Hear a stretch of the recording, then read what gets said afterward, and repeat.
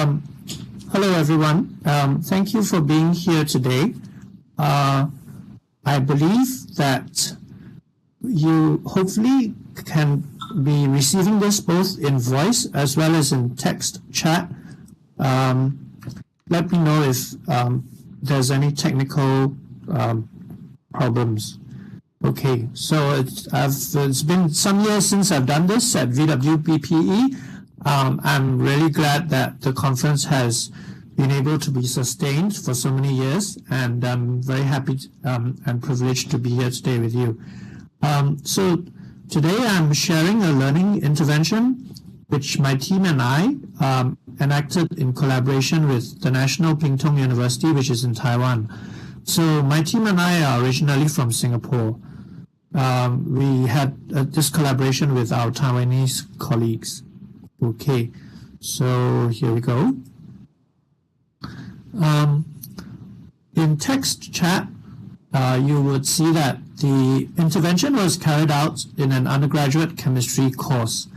So earlier, in the few minutes before today, one of the questions was, is today's talk on chemistry?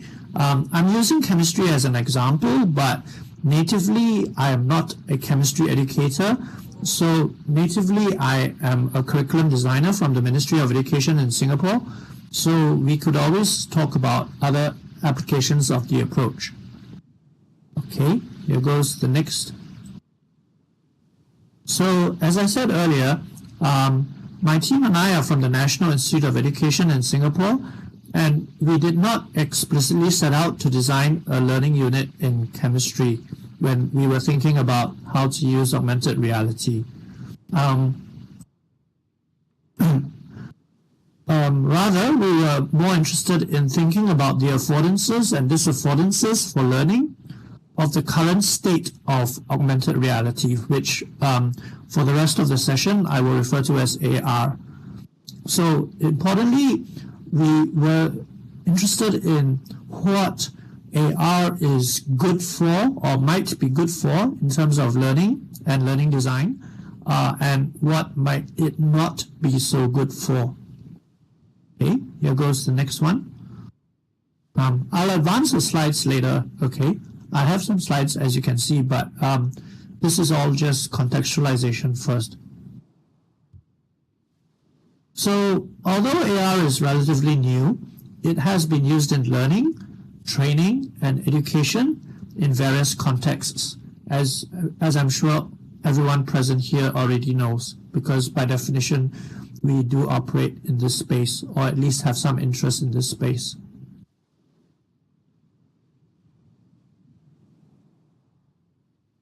Yes, that's right. The slides will be advanced once we get past the contextual information. So as I said, thanks, Laurie. So although AR is new, it has been used in various contexts in learning. However, in general, despite the variety of contextual uses, for example, as outdoor learning trails, as visualization for mathematics, and so on, the design paradigm undergirding these present uses is more or less the same. That is from our point of view, at least. So we see, despite the diversity of disciplinary applications of AR so far, we see a common design paradigm. And the common design paradigm that we see, if we distill it into its most generalized form, is that AR is used to exemplify the concept in question. And this concept can be respective to the various disciplinary domains. So, for example, in geography, it might be AR might be used to exemplify or to illustrate ecosystemic interactions, or in mathematics, AR might be used to help learners visualize topology, and so on. So basically, AR is used to help the learners visualize by giving them exemplars of the concept. Yep, so basically I just said that. In other words, the foundational assumption behind the use of AR in learning so far has been that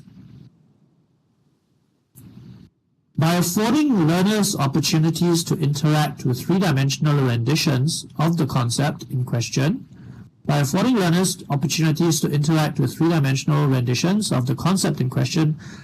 the learners will come away with a clearer understanding. So, by giving them opportunities to observe, interact, zoom in and zoom out, whatever the disciplinary concept, the assumption is, to use the American phrase, the learners will somehow grok the concept. So this design paradigm is expensive and not very scalable. Why? Because someone needs to be there to design the exemplar in the first place, and from a curriculum point of view, every time the syllabus changes, the exemplar may or may not need to be changed accordingly. It is also not very scalable because of the cost of involved in making the example an exemplar. So our team was interested to try to approach the use of AR in learning from a different perspective. We were interested to investigate the extent that AR could be used as, instead of exemplars, as canvases of learner expression. So that's the key. That's one key operative word for this afternoon's presentation: canvas. We were interested in this perspective because over the past 10 years, we've kind of had some experience in helping teachers from Singapore and the region design curricula in which the intuitions of novices is surfaced for subsequent dialogue among peers and their teachers. While we focus on intuition, let me just have a quick look to see whether we are going. I don't think. Yep, we're not going into the background of why we are focusing on intuition because that's a totally separate topic, but you can have a look at my Google site if you're interested. Fundamentally, we're interested in intuition because many curriculum frameworks focus on surfacing learner misconceptions, but we see intuitions as undergirding the misconceptions. So we call this approach to curriculum design disciplinary intuitions. Right. So it occurred to us that since we were thinking about using AR as canvases, or what we call learner-generated augmentation, using AR as canvases for learners to express their naive and evolving understandings, chemistry might be a suitable disciplinary domain in which to design a learning unit. This is because in both inorganic as well as organic chemistry, a key concept to be understood is the three-dimensional forms of molecular structures. These structures are, of course, invisible to the naked eye. Okay, so let's advance to the first slide. Okay, so let's see. Over the decades, chemistry educators have devised several ways to help novices bridge this gap in understanding. What gap in understanding are we referring to? The gap in understanding of understanding three-dimensional forms which are generally invisible to the human eye. So examples of such ways would include using physical models resembling balls and sticks to digital visualizations. This is what you see on the. So the ball and stick is coming up next, as you can see, since there's a preview slide there. Okay, so I'll just click on it since I'm talking about balls and sticks. Yep.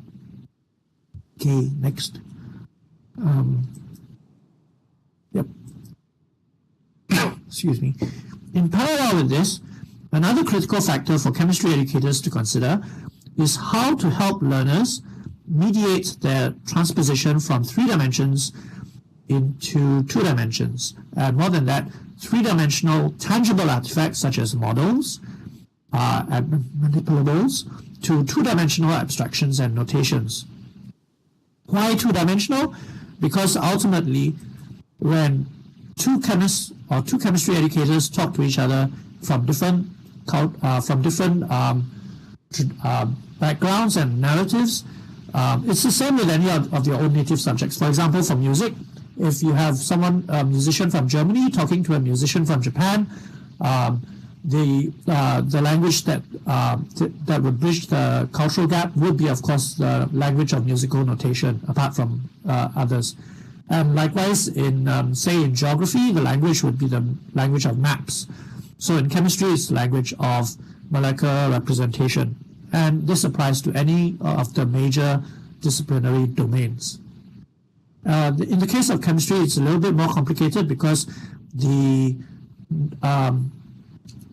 chemical notation is, of course, in 2 dimensions, whereas the actual physical artifact is in 3 dimensions. What did I just do? Let's see. So it was from this background that my team and I approached our friends from Taiwan to see if they would be interested in enacting a learning unit among their undergraduates. Okay, which used AR as canvases for the students to express their nascent understandings about organic molecular structures. So we carried out the intervention in the summer of 2018, last year, using a freely available and cross-platform app which can be downloaded to any smartphone or tablet that supports AR. Okay, so the app is Just Align from Google. You can have a look. You can Google's Just Align.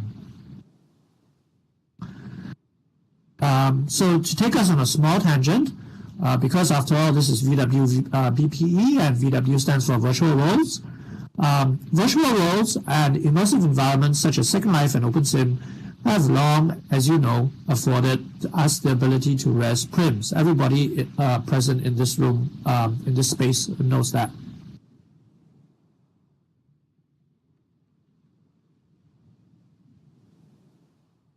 So resing a prim is essentially creating something from no raw materials, which has always been the big draw of Second Life and OpenSim. It is this foundational affordance to res prims that makes worlds and environments such as Second Life and OpenSim so potentially powerful for learning as well as fun. It is also because in real life, we are unable to create something from nothing. So the act of creation is fundamentally empowering, especially in the context of learning. So to close the tangent, the Just Align app affords us the ability to res sketches like so, without the need to go in world. So here what you can see is a picture of one of my interns using Just Align to augment the, I think it is I'm not a physicist, but it's a battery thing. And he's doing, I believe it's Fleming's right-hand rule or Fleming's left-hand rule, representing the current flow as it should be in terms of the circuit. So this would be an example of how the application of how the curriculum paradigm might be applied to something other than chemistry. Hello, Alex. Thank you for being here today. I'm very grateful to see so many of you. So just as in Second Life, the resing is done in a way congruent with embodied cognition through the extended arm, this time by using the finger to sketch on the screen. So it's just as if we were resing something. Okay. Okay, currently, as AR standards are new and still evolving, sketches do not persist once the app is closed. So, for example, I guess I'll show you this one, the next slide. So this is a screenshot from the actual intervention itself. That's why the background is so messy. And the task was here for the students, for the undergrads, to render or to represent their understanding of a rather complex molecular structure in organic chemistry. So currently, sketches do not persist. Okay, we know that, of course, in SL and in OpenSim, our prims do persist. So I hope this is likely to change in the future, which is not too long from now, as Apple, Google, and Facebook have all expressed keen interest in developing AR standards. Even though they do not persist, Just Align, the app from Google, which is free, affords, oh, by the way, I do not represent Google. I have no vested interest in Google. Just Align affords two key features which are very useful to educators. And what are these two key features? Namely, the ability for a group of learners to collaborate on a common sketch, similar to how we would, for example, build something in Second Life or OpenSim. And second, the ability to record the sketches in real time for subsequent playback and review. Again, to use the analog, the metaphor from OpenSim and Second Life, is just as if we would be recording our collaborative print building in real time using some kind of screen capture software. So for the intervention in Taiwan, 36 third-year undergrads took part. And I'm not sure how many chemistry educators there are among you in the audience right now. I don't think there are that many. So I will not go into the details. If you would like the details, I can refer you to the paper that we recently published. Okay. Oh, no, are you a chemistry educator?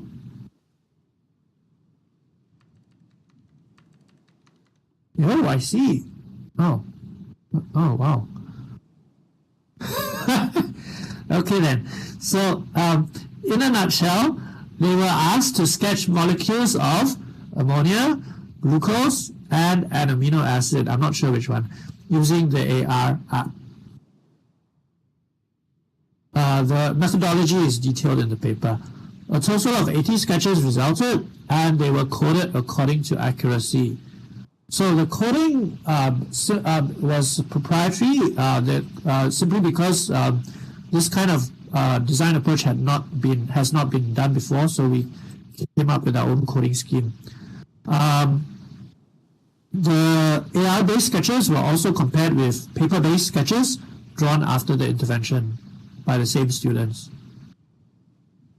So yeah, our collaborators in Taiwan are chemistry educators.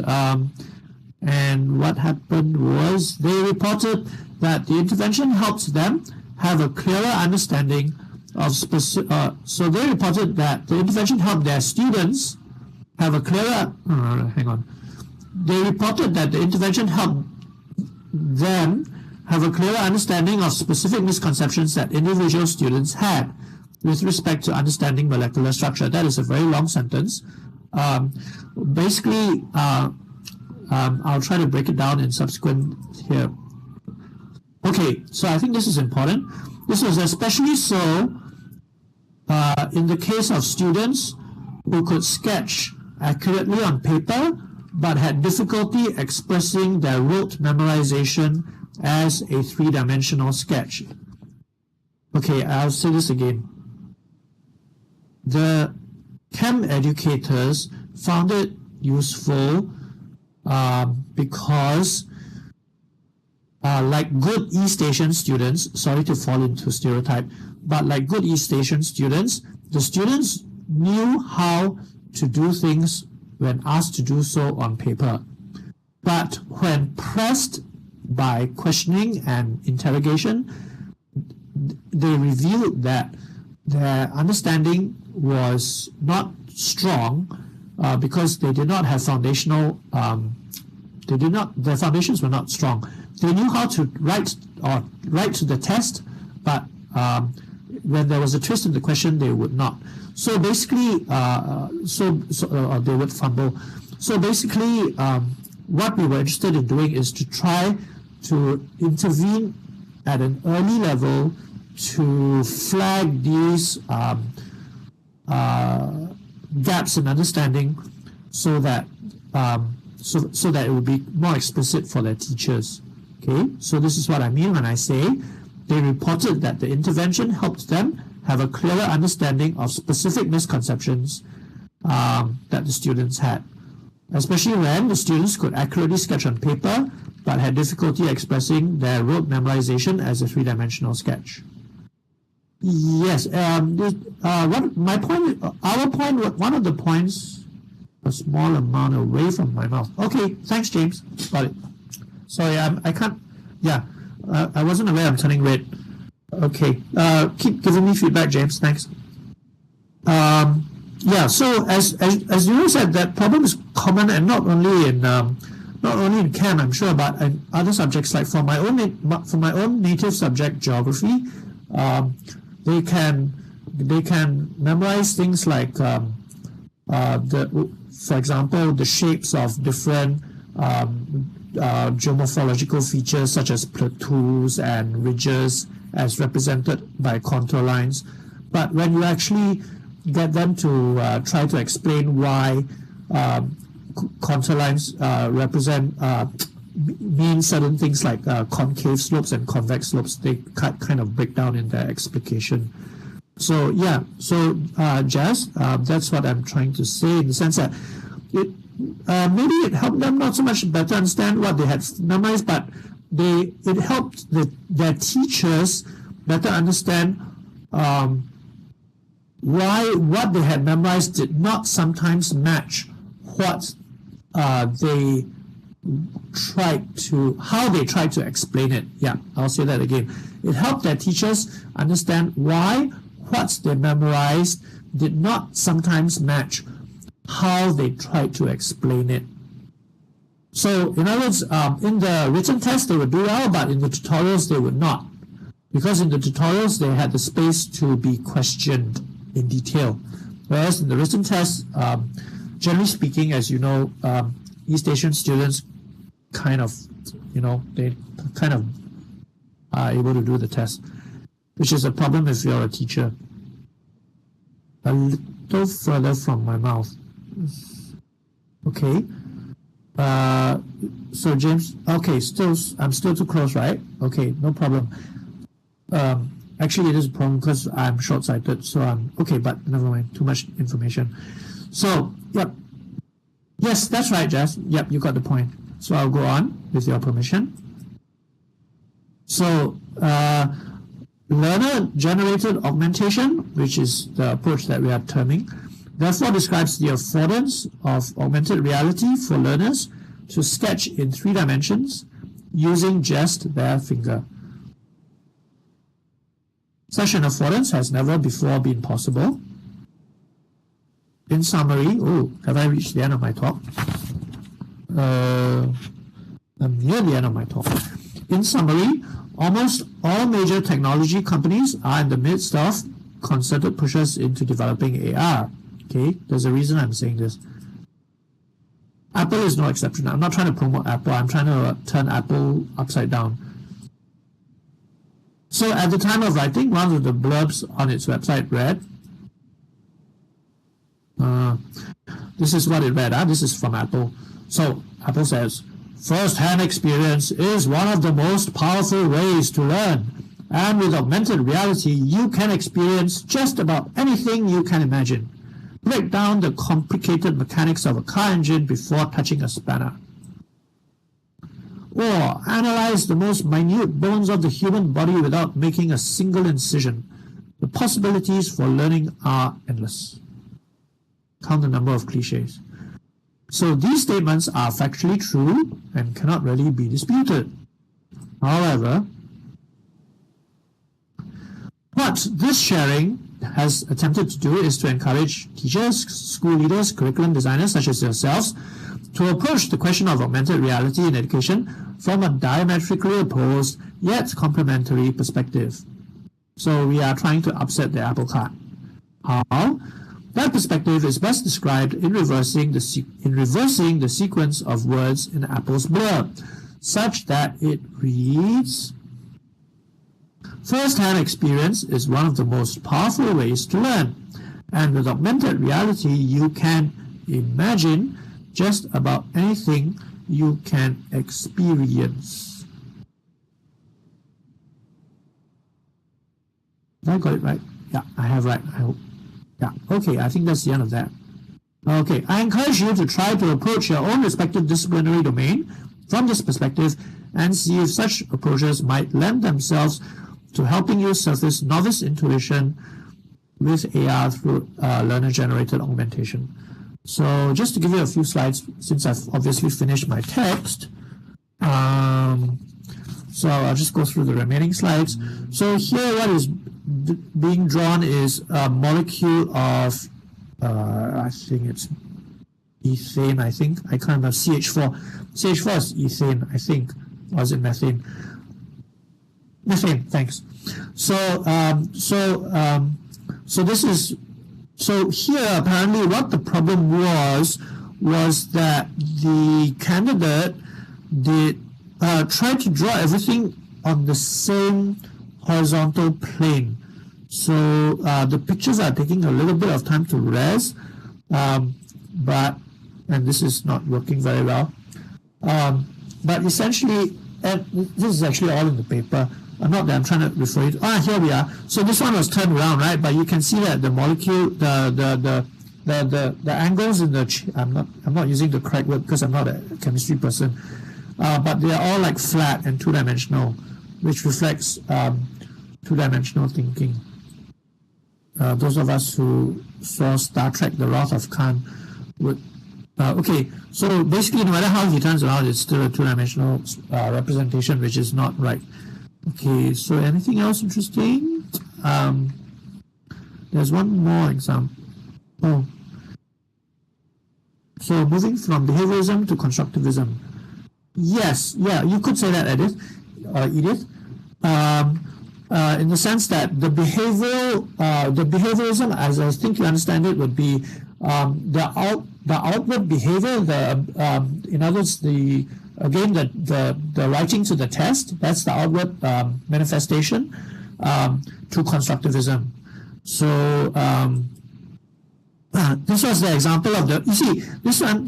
Remember earlier we had this little conversation about how he can how he can draw the correct thing. So this sketch is drawn by the same candidate who drew this thing, which was, so in other words, he knew how to represent it technically, but his correct representation did not necessarily mean that he understood what he was drawing, and this is a big problem,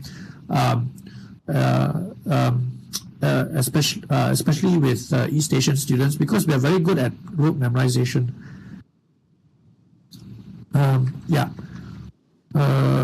Okay, so don't worry, I don't have a whole lot of slides. I was quite sparse with the slides. Yeah, okay. Anything else? Okay, so this second set of slides, remember I talked to you about the coding, right? About how the examples were coded. So this one is actually annotated by one of my interns who does have formal chemistry training, so we just need to wait for the thing to res. Here we go. So what does it say? Depiction of what?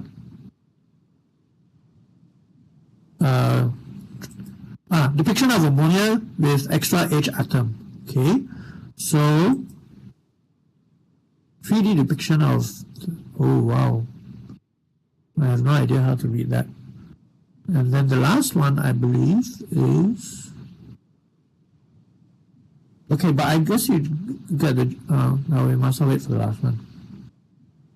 And then the final slide is the list of, a list of devices which are compatible with Just Align, so you can try it out yourselves with your own respective domains. So, here we go. So H atom attached to the central carbon atom on a separate axis, and so on and so forth. It's all in the paper if you're interested. Okay, so I think everybody should be interested in this slide, which is the list of compatible devices. Of course, this is like the bare minimum. The more up to date your device, the the more sophisticated and easier the AR processing would be. Okay, so yeah, that's ends. Oh, half an hour, good. So we have good amount of time for questions and discussion. So thanks everyone. Yep.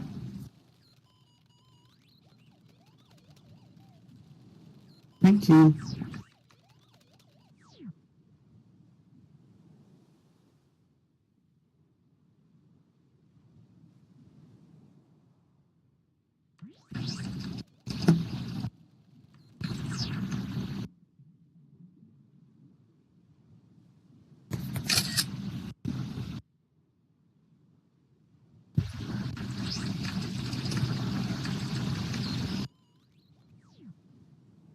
Oh, the app name? Yeah, sure, Alex. I'll type it in chat. Yeah, hang on. The app name is just a line.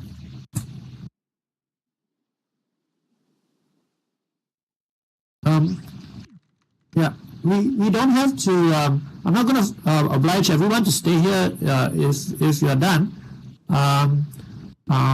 Yep. I mean, so feel free, and if there, I mean, I'm always happy to just hang around, just as in a real life presentation. But nobody's obliged to hang on just because we're done.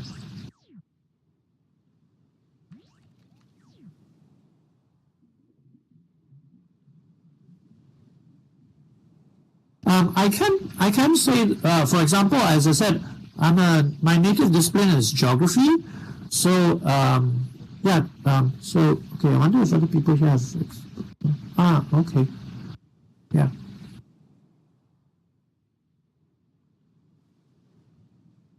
I'm trying it with an intern I have, and he is a history teacher in training, and we're trying to see how this approach can be used in history and citizenship education, social studies. For example, in a way which would make oral history and place narratives more meaningful. So that's an example of something that's quite different from the natural sciences. Yeah.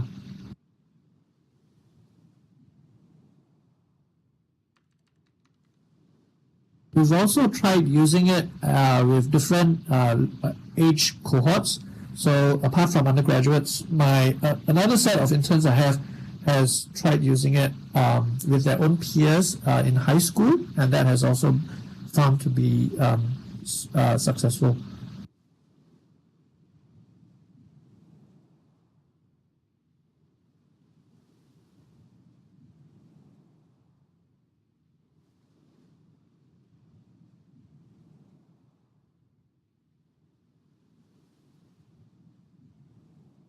As a good teacher, I am very happy to give you as much wait time as you wish, but at the same time, as we're all professionals, I really don't, I mean, I'm not trying to ask you to hang around.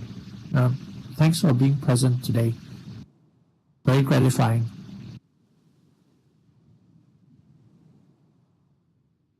Yes. And especially now in the age of, I'm referring to Jazz's comment, having students do something concrete is a great way to start a conversation. Yeah, especially nowadays in the age of the so-called flipped classroom. Sometimes the flip, I was just having a conversation with a German colleague today. Sometimes the flipped classroom approach may founder because if the learning task is not sufficiently authentic, then students won't be terribly motivated to do the pre-activity. Yeah.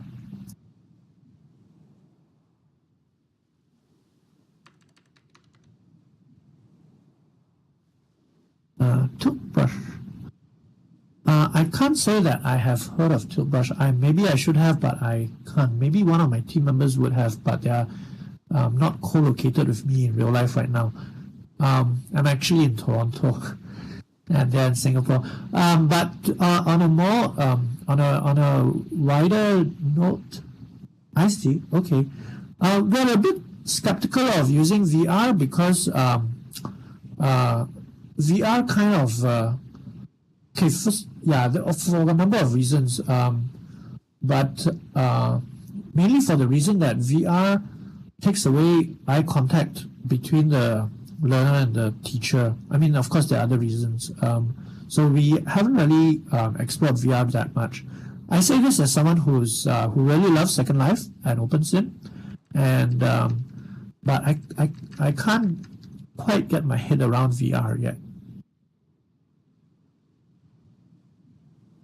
I mean, we're all here because we love, we are very familiar with the affordances of learning for that immersive environments can provide. Yeah. So it's just a matter of, finding the right application. Maybe, no, you want to share how you use AR in class? You were saying about some I googled the name of the app that you said earlier. Then it's now something owned by Hewlett Packard, right? Arusma or something.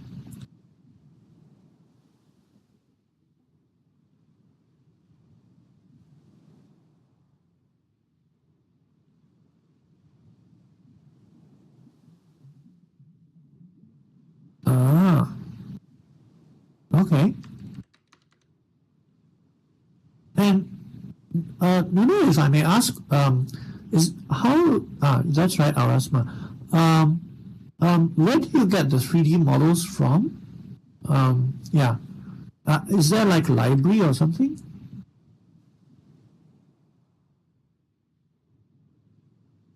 Oh, so the software allows us to use animated GIFs as AR models.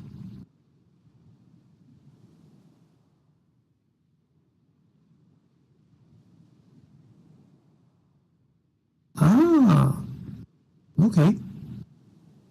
Thanks. I'm sure not many of us knew this, or maybe I'm the only one, but thanks very much. Thank you, Nuno. I appreciate your presence here.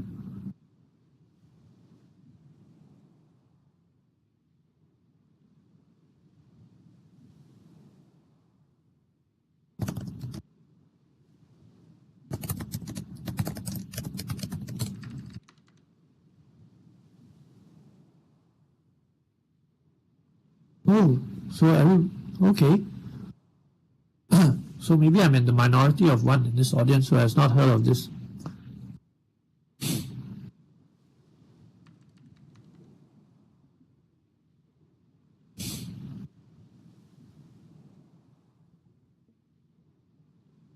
Okay, you can't see me in real life, but I'm nodding my head.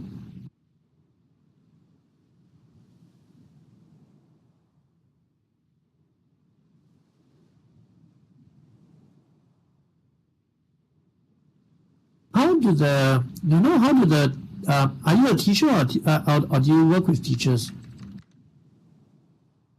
Okay, so I guess it's easier then, because sometimes, because it's coming from the ground. I mean, it's a ground level initiative rather than something which is imposed top down. Yeah, good for you.